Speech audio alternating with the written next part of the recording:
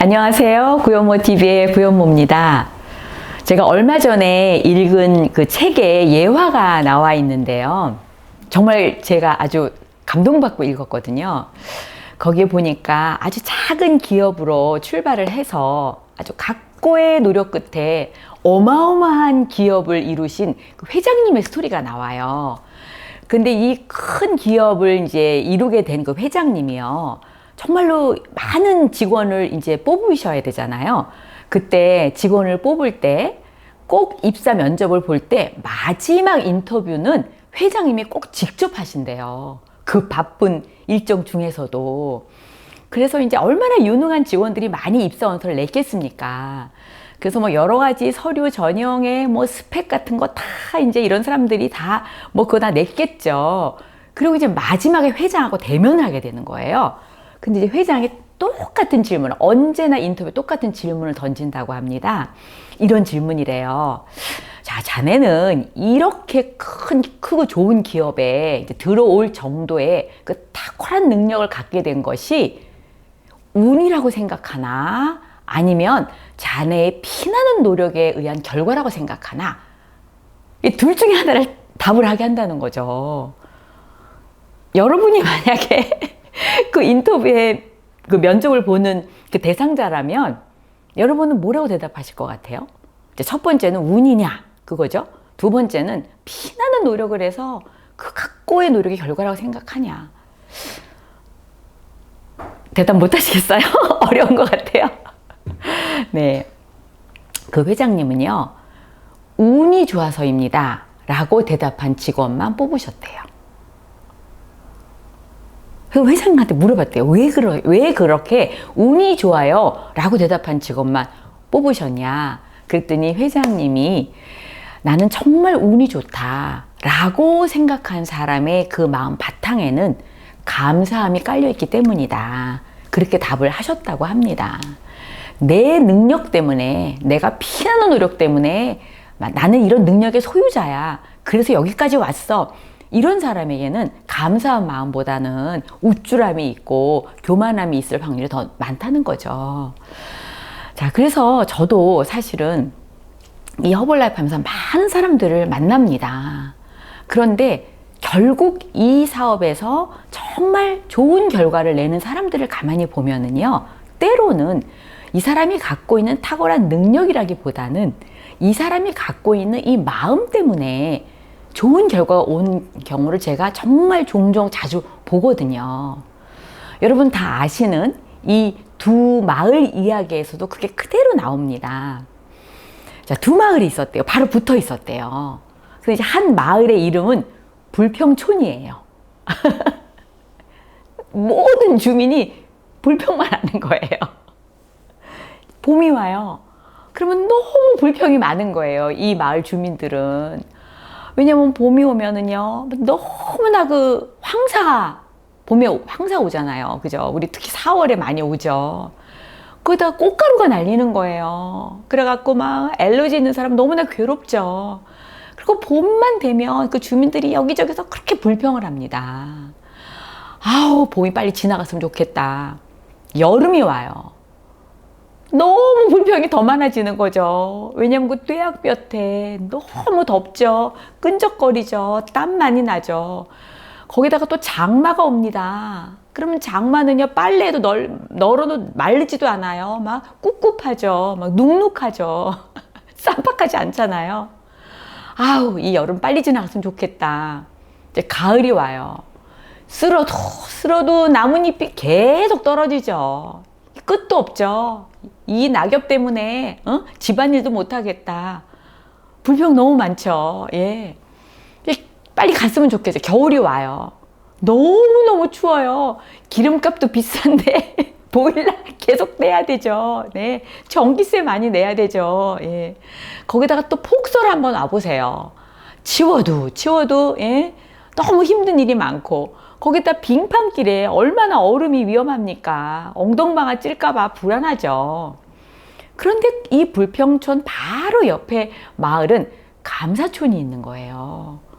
근데 이 감사촌에는 똑같이 봄, 여름, 가을, 겨울이 옵니다. 그런데 봄이 돼 보세요. 진짜 너무나 아름다운 꽃들이 진짜 우리 사람이 그 색깔을 어떻게 그릴 수 있겠습니까? 진짜 아름다운 꽃이 여기저기서 만발하게 꽃이 피죠. 거기 꽃향기가 또 봄바람에 살랑살랑 봄 향기에 취할 수 있죠. 너무 아름답지 않습니까? 또 따뜻한 햇살에 있으면 정말 포근함을 느끼죠. 여름이 옵니다. 그러면 이 옆에 불평촌에는 덥다고 짜증을 내는데 여러분 이 여름에 그 뜨거운 햇빛에서 나무 그늘 속에 한번 들어가 보세요. 얼마나 시원합니까? 예? 그리고 실록의 계절이죠. 정말 아름다운 초록이 더 진해지면서 그 아름다움을 더하죠. 여러분 한번 바닷가에 가보세요. 그 시원한 파도 소리를 듣고요. 아이들이 물놀이하고 물장구 치는 그 소리 속에 얼마나 해맑은 아이들의 웃음소리를 들을 수 있습니까? 가을이 되면 열매의 계절이죠. 풍성한 열매가 정말 곳곳에서 또 논이 얼마나 푸렇게 익습니까? 열심히 땀 흘린 그런 결과를 맺을 수 있는 그런 열매의 풍성한 가을이지 않습니까? 그 다음에 여러분 단풍의 색깔을 한번 보세요. 진짜 하루하루가 달라지는 그 단풍의 색깔을 보면 감탄이 절로 나오지 않습니까? 겨울이 되면 여러분 눈꽃을 한번 들여다보세요. 얼마나 신비롭습니까? 거기에 크리스마스 캐롤이 들려온다면 여러분 1년 동안 한 해를 보내면서 정말 올 한 해도 너무나 감사한 일들이 많았구나 하는 그 감사한 마음이 여러분 새록새록 여러분 터져나오지 않을까요? 자, 똑같은 바로 옆 마을에 이 불평촌과 감사촌에서 사는 사람들의 그 주민들의 마음은 완전히 다른 마음으로 한 해를 보내고 있지 않을까요? 사실 제가 이 허벌라이프를 하기 전에 제의 과거를 한번 생각을 해봤어요. 자, 여러분 다 아시는 것처럼 저희 부부는 처음에 결혼하고 목장을 했잖아요. 그런데 지금 이 허벌라이프를 해서 여기까지 성공하게 된 그 원인을 따져보고 그 안으로 들어가 보면은요. 그 저희들이 결혼하고 첫 목장에서 5년 동안 그렇게 열심히 일을 했지만 결과가 좋지 않았잖아요. 결국 남들이 다 실패했다고 말했잖아요. 그 소를 다 우시장에 팔아버리고 우리들이 텅 빈 우사를 보고 그 목장을 쓸쓸한 그 목장을 뒤로 하고 거기를 떠날 수밖에 없었잖아요. 그런데 그때 그 실패가 없었더라면 저희는 오늘날이 없는 겁니다.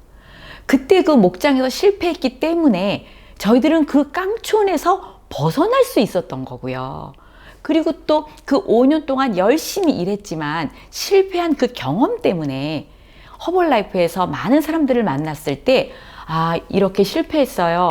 이 일이 잘 안 됐어요. 라고 말하는 사람들의 그 심정을 저희들이 충분히 이해할 수 있는 그 자산이 된 겁니다. 실패도 때로는 엄청난 자산이 되는 거죠. 또 저희들이 이제 그 목장하고 나서 이제 떠나고 직장에 다녔잖아요. 전 5년 동안 직장에서 월급을 받았습니다. 너무 월급이 작았어요. 지금 생각해보면 제가 그렇게 열심히 일했는데 저의 그 노동의 대가보다 훨씬 작았던 것 같아요.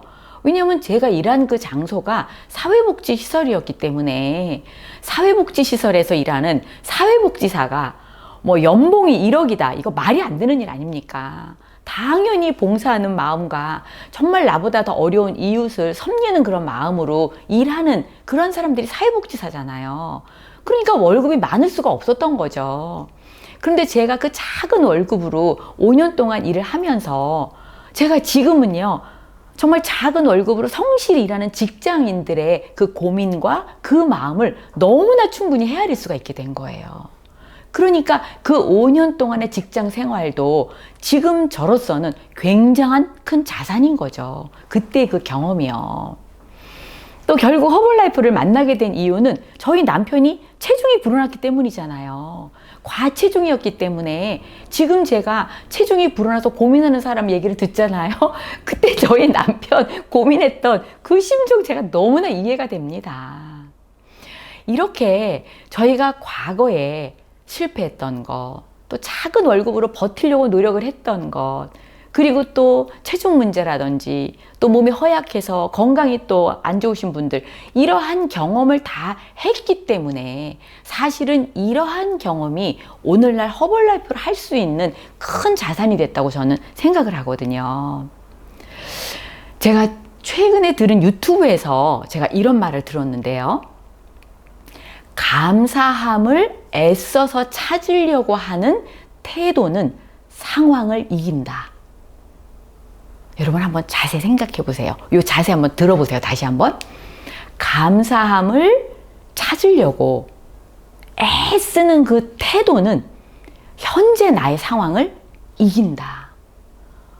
저는 이게 맞다고 생각해요. 저희들도 그때 상황이 좋은 건 아니었잖아요. 그런데 그 속에서 늘 그 속에서의 내가 감사해야 될 것이 무엇이지? 라고 늘 찾으려고 애를 썼거든요. 그 애를 썼던 그 태도가 그 상황을 이겨서 결국은 허벌라이프라는 엄청난 기회를 만날 수 있는 그 통로가 됐다고 생각을 합니다. 어떤 사람이요, 너무나 상황이 어려웠대요. 너무 매사가 다 막혔대요. 정말 사방 팔방이 다 막혔대요. 그래서 한숨만 푹푹 나오는 거예요. 그리고 하나님이 어딨어? 하나님은 안 계셔. 이렇게 생각을 했대요. God is nowhere. 하나님은 아무 곳에도 없어. 라고 그렇게 생각을 했대요.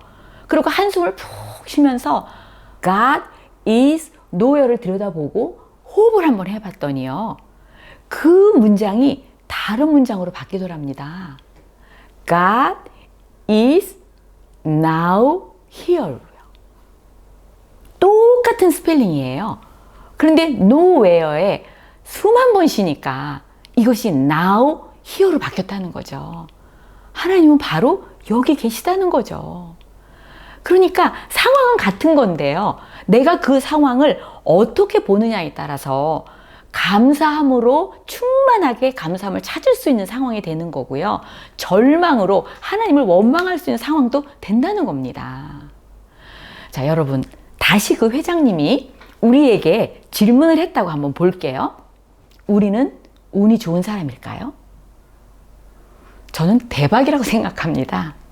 이 유튜브를 보시는 여러분, 우리는 운이 너무 좋은 사람이죠. 자, 여러분이 과체중이었기 때문에 사실은 고객이 되신 거잖아요. 그래서 허벌라이프 만나신 거고요. 또 허벌라이프 같이 이런 좋은 제품을 통해서 여러분이 건강의 기회를 찾게 되신 거잖아요. 저희들이 목장에서 실패해서 이 영농 후계자 자금을 갚지를 못했거든요. 그래서 이 영농 후계자 자금을 갚으려고 저희들이 그게 목표였기 때문에 허벌라이프 시작한 거예요. 그런데 이 영농 후계자 자금이라는 빚이 있었기 때문에 제가 허벌라이프를 시작을 하게 된 거고, 또 열심히 배우려고 노력을 했고 100만 원을 벌려고 제가 안 해보던 일을 시도하려고 노력을 했고, 바로 그러한 노력들이 쌓여서 지금의 오늘 허벌라이프 파운더 서클까지 된 거잖아요. 그러니까 과거에 저의 그 660만 원 그 영농 후계자 자금 갚아야 되는 그 빚, 사실은 이게 제가 보면 너무나 큰 감사의 조건이 된 거죠. 저희 교회 목사님이 항상 그렇게 말씀하시더라고요. 인생은 해석이다. 어떻게 해석하느냐에 따라서 내 인생은 완전히 달라진다. 자, 여러분, 오늘 여러분은 어떠한 감사의 조건을 찾으실 수 있으신가요? 여러분, 오늘 무엇을 감사할 수 있으세요? 여러분의 코칭을 받고 있는 고객 한 명 있으세요? 그 한 명이 감사의 조건입니다. 그 한 명 때문에 여러분은 관리하는 법을 배우시게 될 거고요. 또 여러분 파트너 지금 너무 작으세요? 2명, 3명 있으세요? 근데 그 2명, 3명의 파트너가 너무너무 감사한 분들이죠. 그분 때문에 어떻게 팀을 이루어서 사업을 할 수 있는지를 배우시게 될 겁니다. 감사는 선불입니다. 감사를 미리 뱉으면, 감사를 미리 하면 여러분에게는 운이 따라온다는 거죠. 저는 이런 얘기를 들었는데요. 감사할 줄 모르는 사람을 처벌하는 법이 없대요. 왜냐면은요, 감사하지 않고 사는 삶 자체가 최고의 형벌이기 때문이랍니다. 자, 오늘도 가슴 벅차게 감사한 마음으로 승리하시기 바랍니다. 진짜 감사합니다, 여러분.